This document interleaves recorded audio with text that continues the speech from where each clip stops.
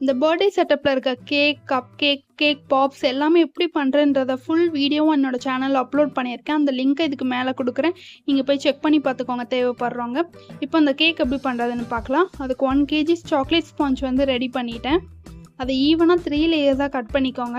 இந்த கேக்கை வெட் பண்ண வந்து நான் சுகர் சிரப் ரெடி பண்ணாமல் மில்க் ரெடி பண்ணியிருக்கேன். மில்கை வந்து பாயில் பண்ணிவிட்டு சுகர் ஊற்றிட்டு மிக்ஸ் பண்ணிவிட்டு அந்த கேக்கில் வந்து மில்கை ஊற்றி நான் சோக் பண்ணியிருக்கேன். டேஸ்ட் நல்லாயிருக்கும்.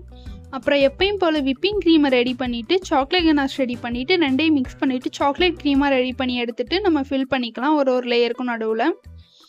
அதே க்ரீம் வச்சு க்ரம் கோட் பண்ணிவிட்டு ஃப்ரிட்ஜில் 5 நிமிஷம் செட் பண்ணி எடுத்துக்கலாம். மெயின் கோட்டும் கேக் டெக்கரேஷனும் நான் நெக்ஸ்ட் வீடியோவில் அப்லோட் பண்ணுறேன். கண்டிப்பாக எல்லோரும் பாருங்கள்.